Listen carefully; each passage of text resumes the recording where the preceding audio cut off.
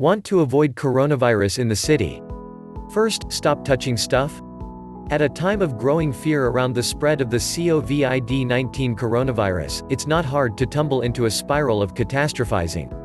Even the most mundane interactions of urban life suddenly feel like a high-stakes gamble. Gripping a subway strap, a doorknob at the co-working space, an e-scooter handlebar, or a jug of half and half at the coffee shop means swapping germs with who knows how many other people. Touching stuff? The coronavirus spreads via viral droplets, meaning the mucus sprayed into the air when someone infected coughs or sneezes. You can get it by breathing those droplets in, ingesting them, or touching a surface that's been contaminated. This means all high-touch surfaces like doorknobs, trash can lids, subway poles pose some risk. Getting around?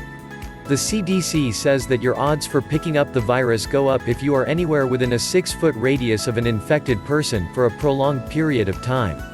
But new research from China estimates that the distance could be up to 4.5 meters, or more than 14 feet. You might think that would make crowded public transportation vehicles like subways and buses ground zero for the spread of disease.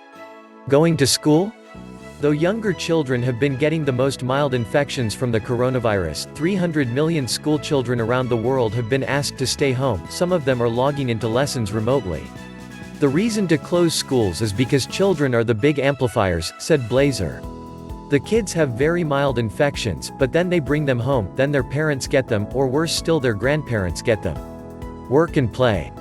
Here's a good rule of thumb to apply to every room you're thinking of entering, whether it's a grocery store, restaurant, pharmacy, bar, library, or coffee shop. It's not about the space per se, but the types of interaction you have in that space, said Farley.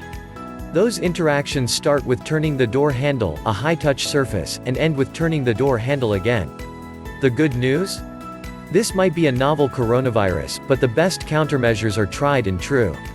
All the disinfectants that we can use against standard viruses work very well against this COVID-19 virus, said Andrew Stanley Pecos, a professor at the Johns Hopkins Bloomberg School of Public Health, in a press conference on March 6. Thanks for watching.